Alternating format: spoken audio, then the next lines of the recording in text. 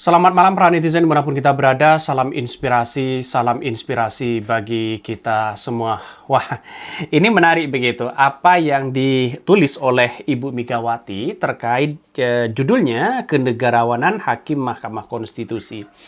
Saya kira bahwa dengan perspektif hari ini banyak yang muncul narasi-narasi yang kemudian ini menjadi tamparan keras kepada seorang Jokowi begitu kan ya, yang dianggap cawe-cawenya yang begitu buruk luar biasa untuk memenangkan salah satu capres di situ begitu kan. Tapi pada kenyataannya sindiran inilah lewat tulisan ini kemudian ini menjadi dasarnya luar biasa ya. Seolah-olah menjadi tamparan keras kepada seorang Jokowi, dan bahkan saya yakin ya putusan Mahkamah Konstitusi ini sudah sudah diprediksi oleh Ibu Megawati begitu kan, bahwa endingnya sudah tahu sebenarnya. Tapi lantas bagaimana begitu kan? Mari kita baca ya. Ini.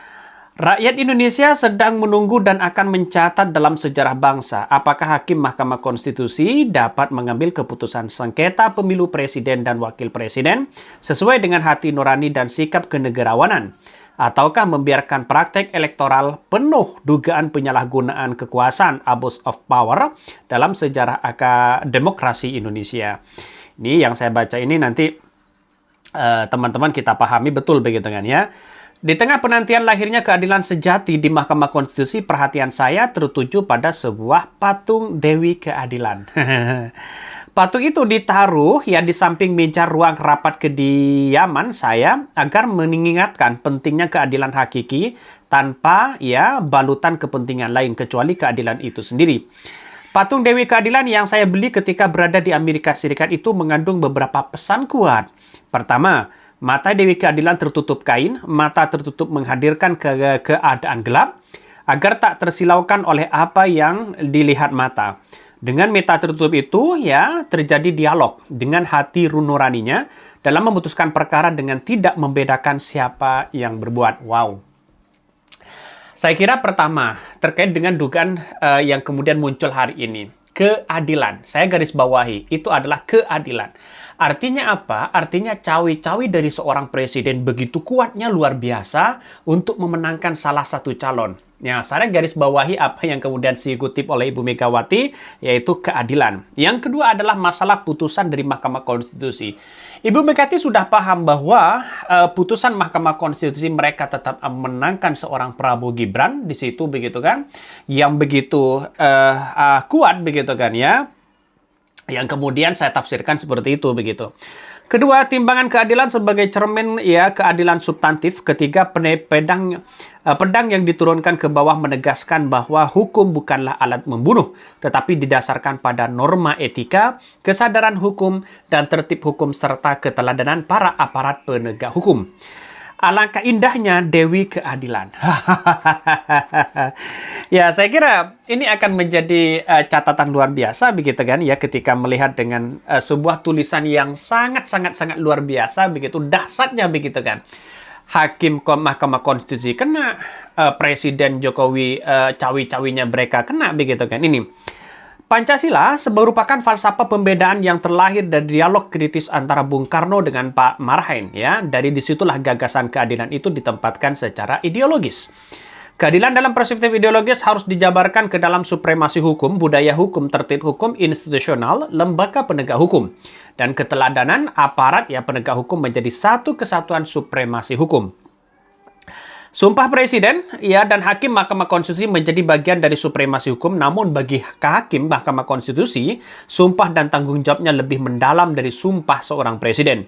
Karena apa? Karena mereka mencari titik temu keadilan, ya keadilan. Saya garis bawahi keadilan, ya.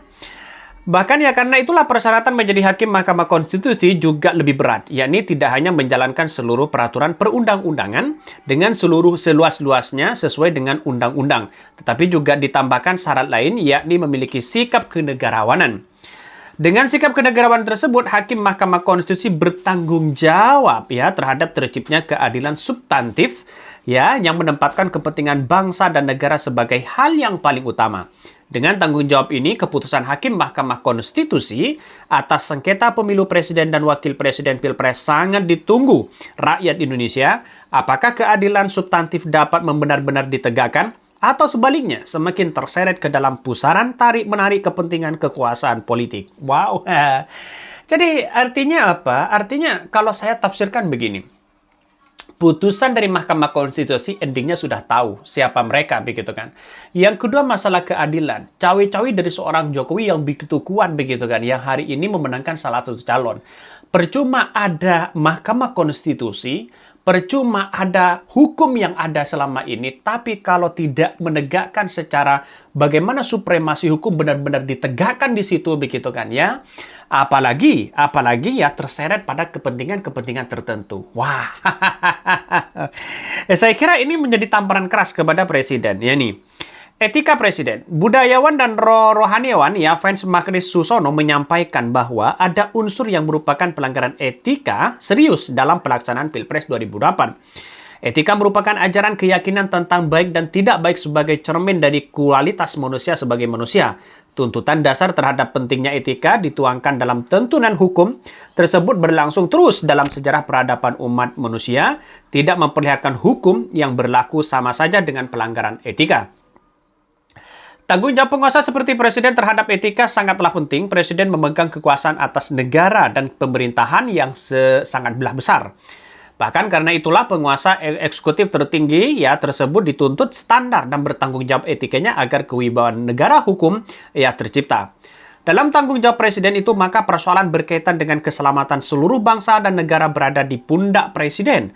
Presiden berdiri untuk semua. Ya, segala kesan yang menunjukkan bahwa presiden memperjuangkan kepentingan sendiri atau keluarganya adalah yang sangat fatal. Sebab presiden adalah milik semua rakyat Indonesia. Apa yang disampaikan Friend Magnisus Suseno menjadi landasan etis bagi Hakim Mahkamah Konstitusi untuk mengurai seluruh akar persoalan Pilpres yang berangkat dari nepotisme dan dugaan penyalahgunaan kekuasaan yang dilakukan oleh seorang presiden. Jelas begitu kan ya? Artinya apa? Artinya selama ini yang saya tangkap tangkap dalam tulisan dari Ibu Megawati jelas bagaimana seorang Jokowi di situ begitu kan seorang presiden yang kemudian tidak menjaga marwahnya sebagai seorang presiden, malah cawe-cawenya begitu kan untuk memenangkan salah satu calon di situ begitu kan. Ini sudah menyebutkan beberapa negarawan, beberapa budayawan dan semua yang semuanya menjadi ahli di Mahkamah Konstitusi sudah menyampaikan bagaimana cawe-cawe itu begitu kuat begitu kan. Lantas, apakah Mahkamah Konstitusi mendengarkan dengan apa yang kemudian ditulis Ibu Megawati, dengan apa yang disampaikan para ahli, dengan apa yang disampaikan para saksi di Mahkamah Konstitusi sebagai bentuk bahwa ya praktek dengan dugaan-dugaan yang kemudian muncul nepotisme, muncul dugaan-dugaan kecurangan selama ini. Apakah Mahkamah Konstitusi mendengarkan hal itu? Saya kira tidak. Kenapa saya katakan tidak? Karena Mahkamah Konstitusi akan berasumsi siapa yang menjadi pemenang kuantitatif dalam versi KPU. Saya kira seperti itu begitu. Endingnya ya kita lihat saja begitu kan ya. Saya kira dua poin yang saya tangkap dalam hal ini. Pertama, bisa saja ya Prabowo tetap dilantik ya sebagai presiden, bisa saja Gibran didiskualifikasi. Itu saja pilihannya begitu kan. Kalau ya yang kedua adalah pilihannya mungkin seutuhnya Prabowo dan Gibran akan dilantik. Dan ini yang dikatakan Ibu Megawati terseret pada kepentingan-kepentingan tertentu nantinya sehingga seorang presiden ya akan begitu langgeng begitu kan ya sebagai bentuk bahwa mereka dianggap sebagai ya cawi-cawi ada keterlibatan besar. Nih, ada apa dan siapa yang salah? Nih, temuan terjadinya penurunan kualitas demokrasi Indonesia telah berulang kali dikaji para peneliti. Indeks Demokrasi Indonesia menurut data ya Freedom House terus menunjukkan penurunan. Demikian juga menurut The Economist ya Intelligence menyimpulkan demokrasi Indonesia masih tergolong cacatnya. Kita lihat saja di situ begitu kan. Begitu banyak ya cawi-cawi di situ begitu yang kemudian saya kira ini menjadi catatan penting kepada kita begitu kan ya. Ibu Megawati begitu banyak yang mengkritik habis-habisan ya menurut dalam tulisan ini. Yang terakhir, rakyat Indonesia terutama yang mempunyai hati nurani harus mendukung pengadilan Mahkamah Konstitusi ini sebagai upaya keadilan secara hukum. Semua pemikiran dan pendapat di atas saya suarakan sebagai bagian dari amicus curiae, curiae atau sahabat pengadilan. Merdeka, ya, Megawati Soekarnoputri, seorang warga negara Indonesia. Kita lihat saja di sini. Tulisannya sangat begitu luar biasa, begitu kan. Artinya, ya saya simpulkan di sini bahwa keputusan dari Mahkamah Konstitusi, saya menyimpulkan bahwa ada dua hal. Yang pertama adalah bisa saja Prabowo tetap dilantik, tapi diskualifikasi seorang Gibran, ya. Yang kedua, bisa saja semuanya adalah Prabowo dan Gibran tetap dilantik, ya. Dengan seperti itu, endingnya saya sudah paham apa yang disampaikan oleh Bu Megawati, begitu kan. Ya, mungkin kalau memang salah, mungkin itu adalah kebodohan saya.